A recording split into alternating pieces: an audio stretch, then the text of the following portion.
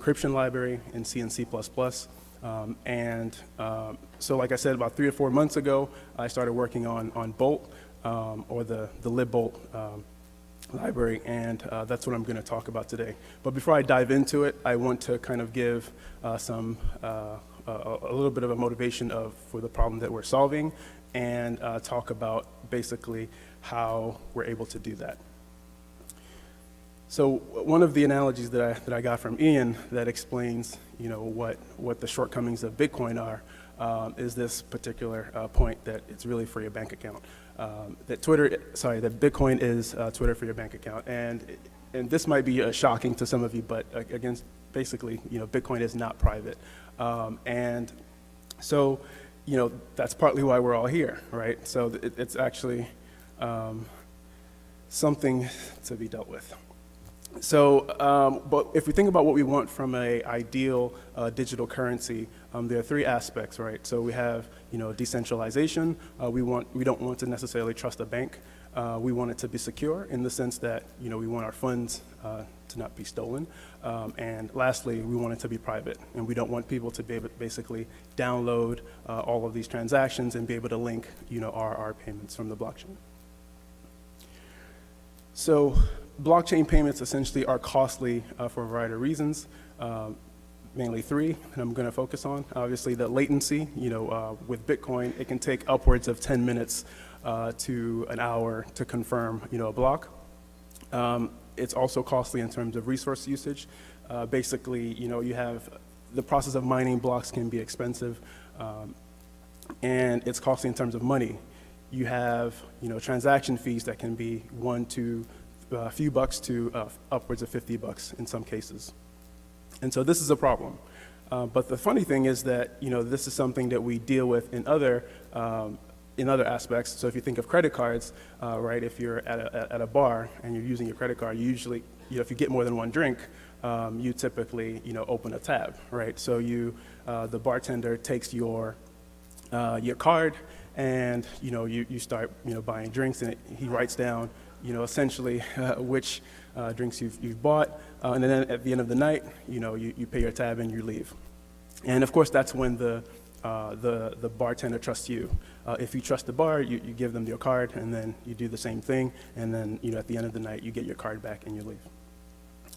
So what if there is no trust, right? I mean, if you don't trust the bar and the bar doesn't trust you, what do you do? And so this is part of where the blockchain comes into play.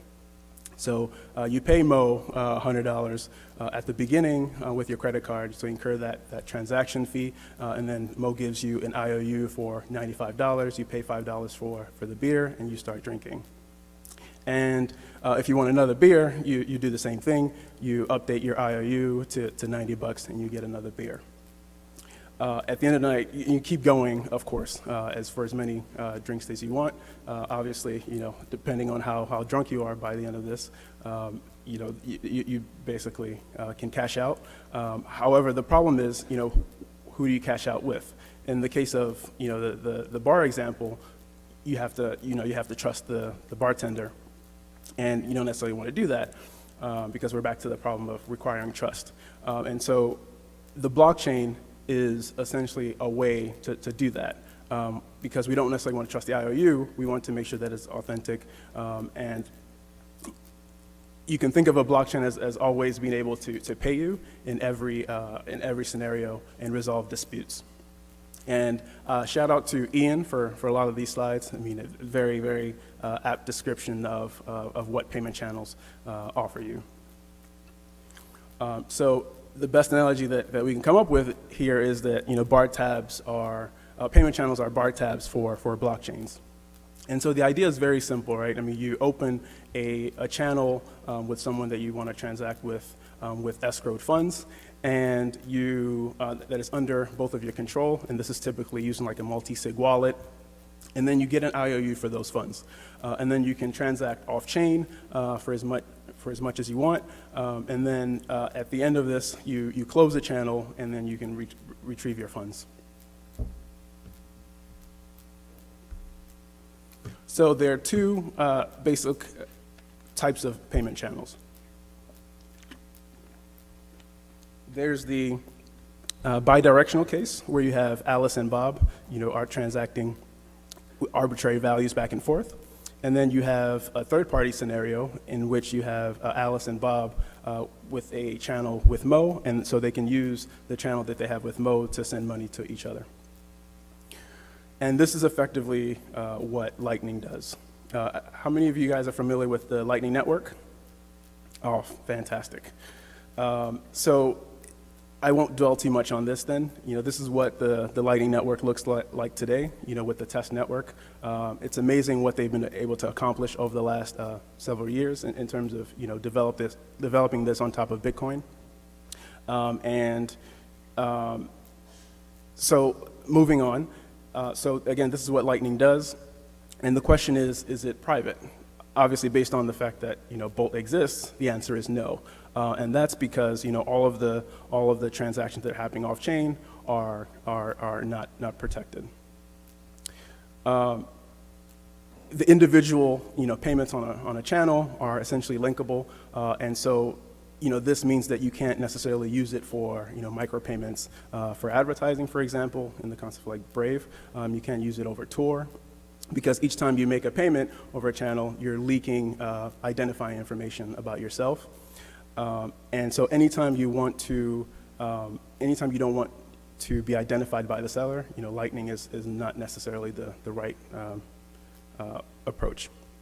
I'm not going to dwell too much on this, but the other aspect of this is that the aggregate amount of payments also leak, and we have the hub and spoke model where the hub or the intermediary can learn, the participants and the amounts that they're transacting back and forth.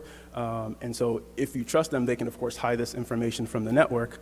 But again, that's if you trust them. And so based on recent history, we know that, trusting intermediaries to behave honestly isn't necessarily the best idea. Here's an example for what that looks like with the Lightning Network. And as you can see, you have these giant networks that have one hub in the middle that is tying everyone together, and so this highlights the point. So I'm going to skip this because it's saying the same thing, but from a different perspective. In that centralized Lightning may actually be worse than Bitcoin's privacy. And that's because, with Lightning, the identities are long-lived, whereas with Bitcoin, you can basically generate, ephemeral pseudonyms as much as you want. Was there a question?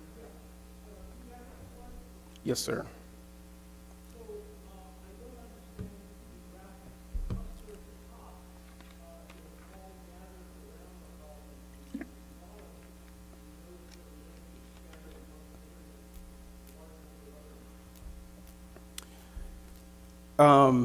Great question. So I literally just grabbed this screenshot to show just the fact that Island DSP was in the middle of all those transactions.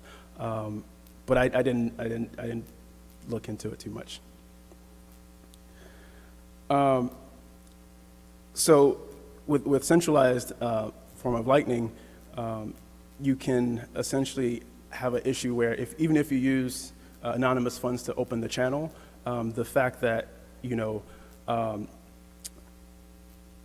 the fact that you can be identified, as soon as you start transacting with other parties is a problem. And so we might actually be worse by combining Lightning with Zcash as well. So that's what we're showing here. We need something better, and that's where Bolt comes into play. There are about 3 protocols described in the Bolt paper. One is a unidirectional channel scheme that allows 2 people, in this particular case we're going to talk about Homer and Mo, to send fixed amounts of money back and forth, in one direction. And this is based on compact eCash.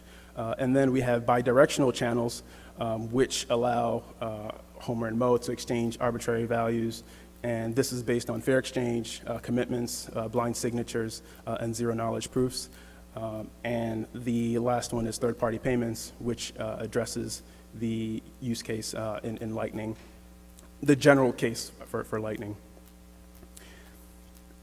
So in the version that I've implemented for Libbolt, it's basically, I've been focusing on the bidirectional channels case as well as the third-party payments. And the goal, of course, is to implement the unidirectional case, but the latter two are the more important for deploying it and testing out in the real world. And so the problem that we're solving is essentially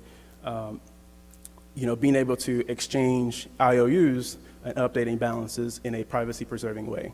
So we go back to our original example with Homer and Mo, where they start off with $100 on an IOU. Homer exchanges this for $95 for IOU that is worth $95 and gets a beer. But we don't want to necessarily tell you, you being the bartender, that the IOU is actually worth $100, because in some cases, it could be a unique number. It could be $100.57, and so that could be used to identify you.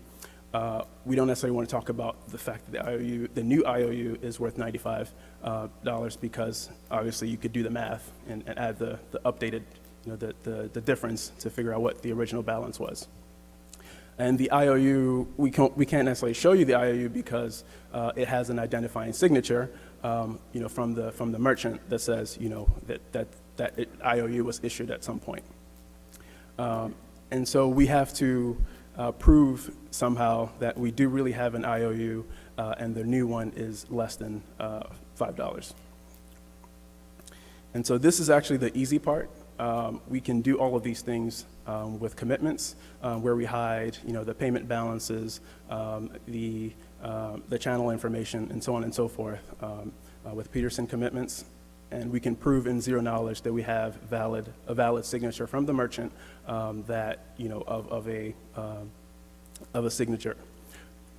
Excuse me. We can prove in zero knowledge that we have a valid signature on the wallet, and while keeping our secrets. And so, like I said, this is the easy part. We have an IOU that is a commitment to the customer's balance, the merchant's balance, a revocation key that can be used to revoke an old IOU, and a signature from the merchant that proves that it was a valid IOU. Now, these things are done in zero knowledge, so we prove to the merchant that we have a commitment to an IOU / IOU, and that it was signed at some point by the merchant. And this is done using the blind signatures. And then the new IOU, we prove that it's more or less, $5 than the previous one. And then by convincing the merchant, we get a beer at the end of this transaction. So what does this look like without privacy? So in the case of Lightning, we have everything in the open. We have a signature that the merchant sees. We have the balance, the fact that they have nothing. We have $100 at the beginning of this, and we say, okay, sign the new IOU. And so we want to instead do the following. We want to hide the fact that we have $100, and we want to show and prove in zero knowledge that this IOU was indeed signed by the merchant. And then we want to show in the new IOU that we've updated, we want to exchange the old IOU for the new IOU that has the updated balance, +5 for the merchant and -5 for the customer. And so doing this exchange actually creates a problem in the sense that we can't necessarily do the exchange at the same time without something going wrong. Let me explain. So if Mo issues the bartender issues the new IOU before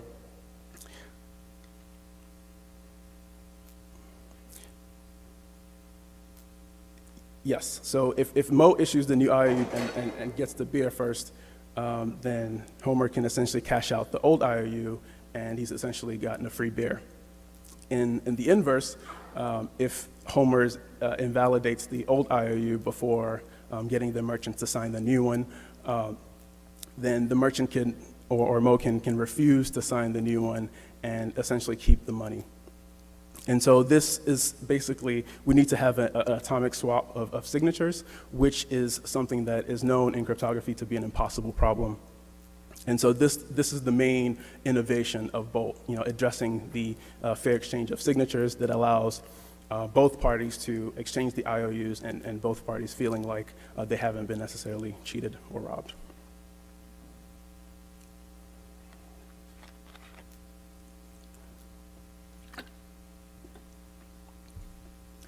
So, and the main insight is that IOUs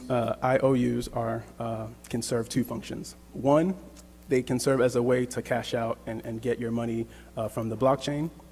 And in the other function, it can be used as a way to make another purchase with the bartender. And neither of these need to be valid at the same time for things to work. So if Homer gives up, so basically Homer can give up his ability to buy more beer using the old IOU, and Mo can safely sign the new IOU for $95, even if Homer holds an IOU for $100. It's just that in that scenario, Homer won't get his beer until invalidating the old IOU. And so this is what the protocol looks like from a high level. We basically prove that the new IOU is less than $5, more than the old one, and we exchange that for the new IOU. In the process of doing that, we reveal the revocation key for the old IOU, and this is important to be able to fingerprint, essentially, that this is a old IOU that the merchant knows. And then we have the merchant sign the closure for the new IOU, and this is essentially how the customer is able to get their funds back from the blockchain. And then at this point, the customer can revoke the old IOU such that the merchant knows that the customer is not going to try to double spend. And then finally, the customer gets the signature on the new IOU that reflects the updated balance, and this is again done in zero knowledge. So this is basically what Bolt gives you, this is the core of Bolt. And so the implementation follows the protocol, and it is entirely in Rust. It uses Sean Bo's BN library. For the signatures on the IOUs, we're using CL signatures and using the efficient protocols, for proving knowledge of the contents of the commitment, as well as the knowledge of a valid signature, of a blind signature on the wallet. From that paper, we have implemented entirely the bidirectional scheme, and in the process of implementing the unidirectional scheme.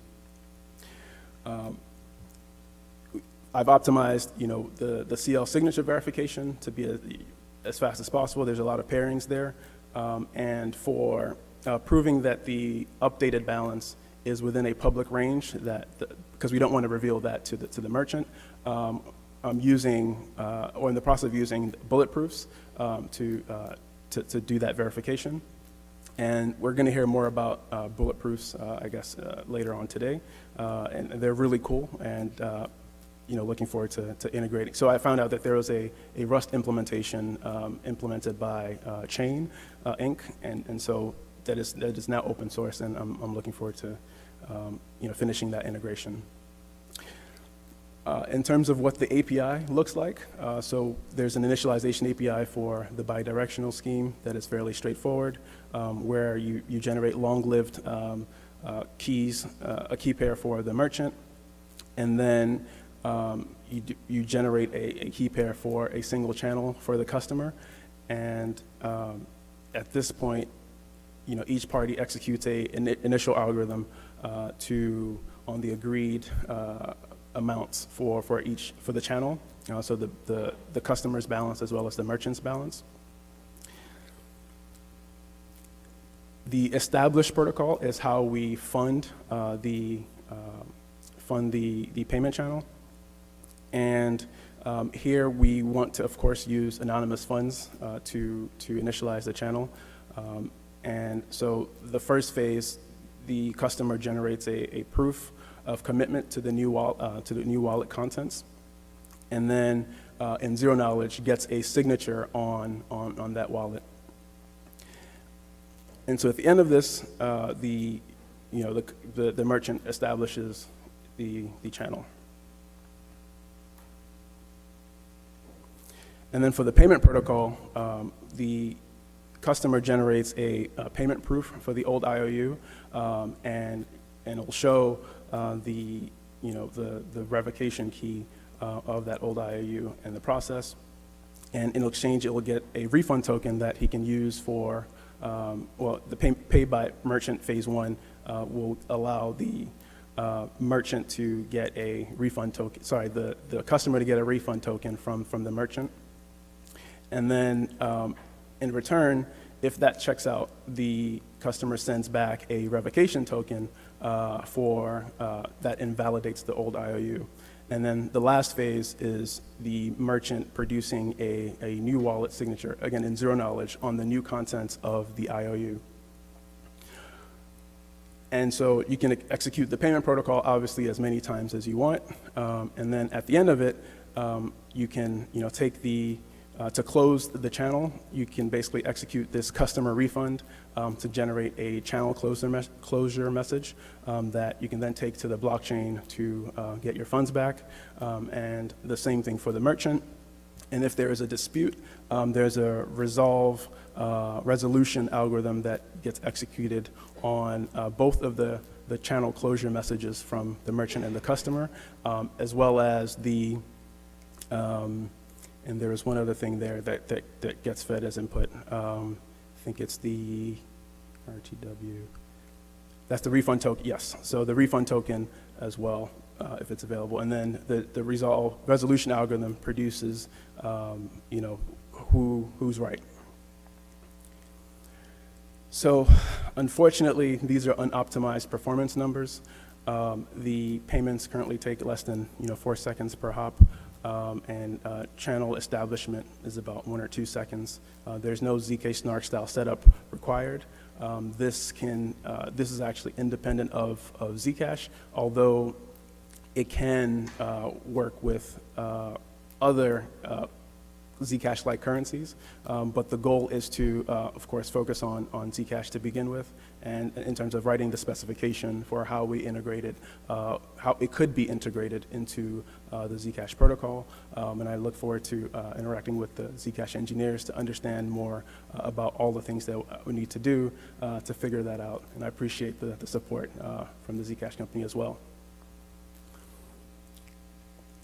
And so in closing, I would like to extend, version of the pairing library that Sean Bo produced, which is awesome. Extend support to third-party payments.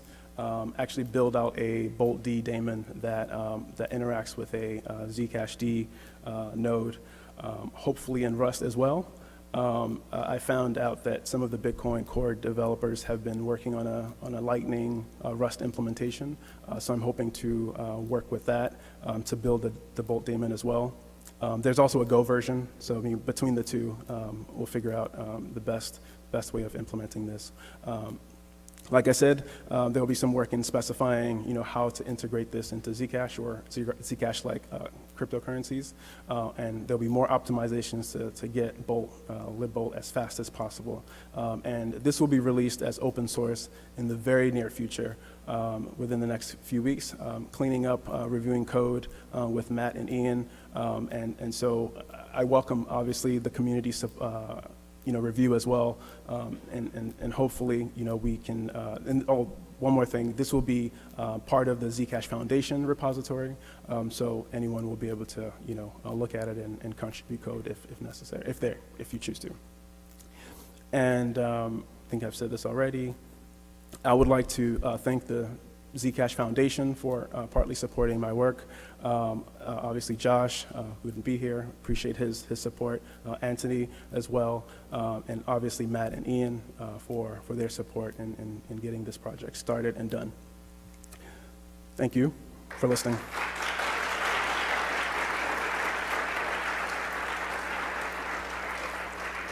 And